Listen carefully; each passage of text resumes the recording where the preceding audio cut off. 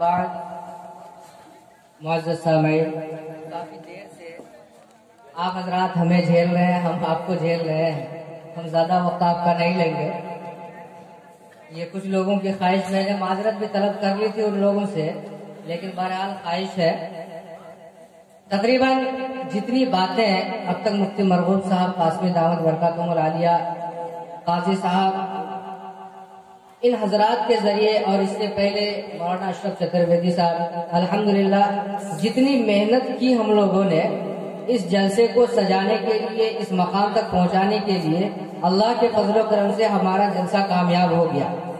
ہمارا جلسہ اب تک کامیاب نظر آ رہا ہے، لیکن اس کامیابی کی دلیل ایک تو دعویٰ ہے میرا کہ جلسہ کامیاب ہو گیا، اور یہ اصول ہے کہ دعویٰ بغیر دلیل کے بیکار ہے۔ ہم ایک بات انتھیکانی ہانک دیے، کوئی دلیل اگر پیش نہیں کرتے ہیں تو اس بات کی کوئی اہمیت نہیں ہوتی۔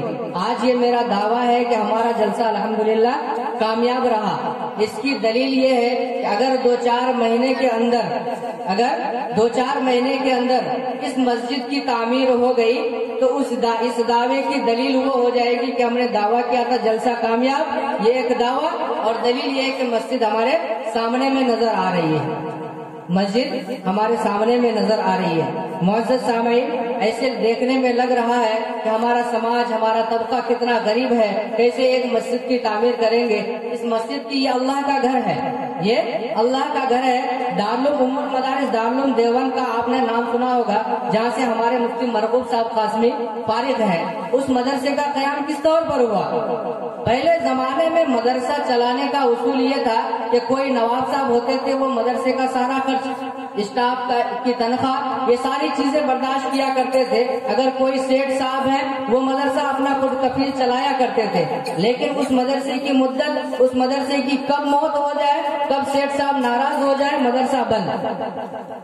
تو جب ضرورت پڑی ہندوستان کو دارالعلوم دیوبند جیسے ادارے کی، تو حضرت مولانا قاسم نانوتوی رحمت اللہ علیہ کی دور اندیشی نے دیکھ لیا کہ آج سیٹ صاحب ہیں، ہو سکتا ہے کہ کل نہ رہے، آج نواب جی موجود ہیں دنیا میں، ہو سکتا ہے کہ کل غریب ہو جائے۔ یہ تو اللہ کی دی ہوئی نعمت ہے، اللہ جسے چاہتا ہے دے کر کے آزماتا ہے، اللہ جسے چاہتا ہے لے کر کے آزماتا ہے، کبھی بہت سارا مال دے کر کے آزماتا ہے اور کبھی غربت میں ڈال کر آزماتا ہے۔ یہ اللہ کی آزمائش ہے، یہ ہمیشہ ہوتا رہے گا، یہ اللہ کا اصول ہے۔ تو انہوں نے یہ دیکھا کہ کسی ایسے ذمہ دار، ایسی شخصیت یا ایسے لوگوں کے ہاتھ میں مدرسہ دیا جائے جو ہمیشہ باقی رہے۔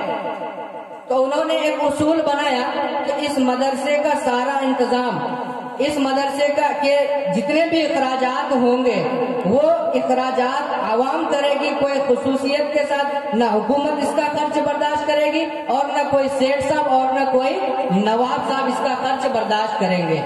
یہ قانون بنایا، یہ دارالعلوم دیوبند کی تاریخ ہے، یہ دارالعلوم دیوبند کا قانون ہے کہ کوئی شخصیت تنہا اس مدرسے کو نہیں چلا سکتا، بلکہ مدرسہ اگر چلے گا تو عوامی چندہ سے چلے گا، عوامی چندہ سے چلے گا۔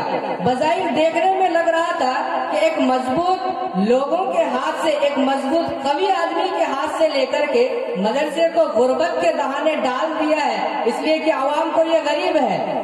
لیکن در حقیقت اگر غور کیا جائے تو کب سیٹ صاحب ناراض ہو جائے اور غصے میں آ کر کے مدرس کو ہی مدرسے سے نکال دے، غصے میں آ کر کے مدرسہ بند کر دے، ایسا ہو سکتا ہے۔ لیکن اگر اتنی بڑی محفل ہے، اتنے عوام ہیں، ان میں سے کوئی ایک ناراض ہوگا، دو ناراض ہوگا، چار ہوگا، لیکن 10 لوگوں کے مجمع میں اگر 4 ناراض ہو جائے تو 6 لوگ آسانی کے ساتھ ایک مدرسے کو چلا سکتے ہیں۔ اس لیے کوئی تنہا، آج اللہ نے آپ کو موقع دیا ہے میرے محترم بزرگوں دوستو، آج ہم اکیلے مل کر، اکیلے کما کر اونچی اونچی بلڈنگیں بنا لیتے ہیں، بہت آسانی کے ساتھ بنا لیتے ہیں۔ ایک خدا کا گھر ہے، کیا ایک پورا محلہ مل کر کے ایک مسجد کی تعمیر نہیں کر سکتے؟ یہ مسجد کا حق ہے کہ ہم اس کی تعمیر کریں۔ بہت سارے لوگ دور دراز کا سفر کر کے، دور دراز سے کوئی ممبئی جاتے ہیں مسجد کا چندہ کرنے کے لیے، کوئی دلی جاتے ہیں، یہ طریقہ غلط ہے۔ ہم مانتے ہیں یہیں کے لوگوں کے پاس جاتے ہوں گے، لیکن یہ بھی غلط ہے، کیا وہ لوگ یہاں آ کر کے چندہ نہیں دیتے؟ کیا چندہ دے کر کے احسان کر رہے ہیں؟ یاد رکھیے میرے محترم بزرگوں دوستو، حضرت ابراہیم علیہ السلام جب بیت اللہ کی تعمیر کر رہے تھے، اس بیت اللہ کی جو پوری دنیا کا معبد، پوری دنیا کا قبلہ، اس کی جانب ہر ایک کو جانے کی تمنا ہوتی ہے، ہر ایک وہاں پہنچنے کی کوشش کرتا ہے۔ اس کی بنیاد جب حضرت ابراہیم علیہ السلام رکھ رہے تھے اور ان کے ساتھ ان کے بیٹے اس کام میں ہاتھ بٹا رہے تھے، اس وقت حضرت ابراہیم علیہ السلام کے دل میں ذرہ برابر تکبر، ذرہ برابر گھمنڈ نہیں تھا، بلکہ اس وقت یہ دعا کر رہے تھے، اے اللہ میں اس کام کو تو کر رہا ہوں، ربنا تقبل منا وتب علینا انک انت السمیع العلیم، اس عظیم الشان معتم بالشان کام کو میں انجام دے رہا ہوں، اے اللہ میرے محنت کرنے کو، میرے اس میں لگنے کو قبول فرما، اور اگر اس کے شان میں، اس کی تعمیر میں کچھ کمی کوتاہی رہتی ہے تو اسے تم معاف فرما، اس لیے کہ معاف کرنے والا ہی تو ہے۔ اس گھر کی تعمیر کرتے ہیں۔ آج ہم میں کا بہت سارا انسان اگر 100 روپے چندہ دے دیا مدرسے میں، مسجد میں دے دیا، تو جگہ جگہ اعلان کرتے ہیں، فخر کے ساتھ کہتے ہیں۔ میرے محترم بزرگوں دوستو، فخر کی کوئی بات نہیں ہے۔ اگر ہمارا پیسہ مسجد میں لگ رہا ہے، ہمارا پیسہ کسی دینی امور میں لگ رہا ہے، تو گویا کہ اللہ تبارک و تعالیٰ کا ہمارے اوپر احسان ہے کہ اللہ تعالیٰ نے اس کام کے لیے ہمارا انتخاب کیا ہے۔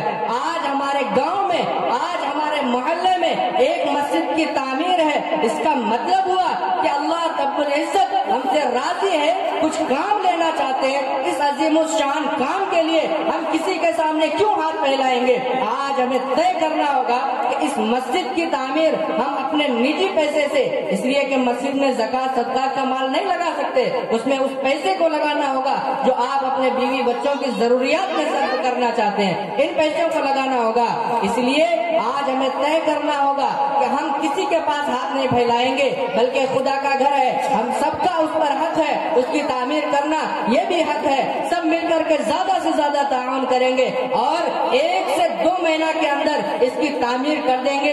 صرف تعمیر کرنا کمال کی بات نہیں ہے میرے محترم بزرگوں دوستو۔ ایک شعر یاد آیا کہ پہلے مسجدیں تھی کچی تو پکے تھے نمازی، آج مسجدیں ہیں پکی تو کچے ہیں نمازی۔ مسجد کو آباد کرنا یہ نہیں ہے کہ عالیشان بلڈنگ بنا دیا، عالیشان محل تعمیر کر دیا، نہیں، مسجد کو آباد کرنے کا ایک مطلب یہ بھی ہے کہ اسے سجدوں سے آباد کیا جائے، نماز کی گود، تلاوت کی گود سے آباد کیا جائے۔ رمضان کا موقع ہے، بہت اچھا موقع ہے، تعمیر بھی ہو، تعمیر بھی ہو اور مسجد کو آباد بھی کرے، نماز سے، تلاوت سے اور دوسری ذکر و اذکار سے۔ اور یاد رکھیے ہم میں سے بہت سارے لوگ ایسے ہوتے ہیں کہ رمضان بھر نماز پڑھا، اذا دخل رمضان سلسلت ابواب البر، حدیث کے الفاظ مجھے یاد نہیں آ رہے ابھی، اس کا مفہوم یہ ہے کہ جب رمضان کا مہینہ داخل ہوتا ہے شیطان کو قید کر لیا جاتا ہے، شیطان کو قید کر لیا جاتا ہے۔ اسی طریقے سے جب رمضان میں شیطان قید کر لیا جاتا ہے تو مسجد میں وقتی نمازوں میں 3 صف 4 صف اللہ کے فضل و کرم سے ہو جاتے ہیں، لیکن جب رمضان کا مہینہ گزر جاتا ہے تو دھیرے دھیرے اس میں زکوٰۃ صدقات نکلتے نکلتے پھر بچے کچھ 4-5 آدمی بچ جاتے ہیں، 4-5 پورے سال مسجد کو یہی 4-5 لوگ کفارہ ادا کرتے لگ گویا پورے گاؤں کی طرف سے۔ اس لیے ایسا نہیں ہونا چاہیے۔ رمضان میں جو ہوا سو ہوا، اس کو چھوڑیے، آگے کیا کرنا ہے اس کے بارے میں سوچیے، اگلی زندگی کو سدھار لیجئے۔ آج ہم پریشان حال ہے، کیوں پریشان حال ہے؟ ہمارے ظاہر الفساد فی البر والبحر بما کسبت ایدی الناس، ارے جو کچھ بھی ہو رہا ہے یہ تمہارے کیے کی وجہ سے ہو رہا ہے۔ یہ اللہ تبارک و تعالیٰ تمہیں پریشان کرنا نہیں چاہتے، بلکہ جیسے اعمال تمہارے زمین سے آسمان پر جاتے ہیں اسی کے مطابق فیصلہ ہو کر کے اترتا ہے، اسی کے مطابق فیصلہ ہوتا ہے اور اسی کے مطابق ہمیں سزا بھی دی جاتی ہے۔ یہ اللہ کا اصول ہے، جیسا کرو گے ویسا پاؤ گے، جیسی کرنی ویسی بھرنی، نہ مانے تو کر کے دیکھ، جنت بھی ہے دوزخ بھی ہے، نہ مانے تو مر کے دیکھ۔ اللہ تبارک و تعالیٰ سے دعا کرے کہ اللہ تعالیٰ کہنے سننے سے زیادہ عمل کی توفیق عطا فرمائے، آمین یا رب العالمین۔ بہت بہت شکریہ، آپ نے ہمارا ساتھ دیا، جلسے کو کامیاب کیا۔ اللہ تعالیٰ آپ کے بیٹھنے سننے اور تمام چیزوں کو، دین کی چیزوں کو قبول فرمائے، دینے کو، سننے کو اور دل جمعی کے ساتھ بیٹھنے کو قبول فرمائے، آمین یا رب العالمین۔ اب میں مفتی مرغوب صاحب سے درخواست کروں گا کہ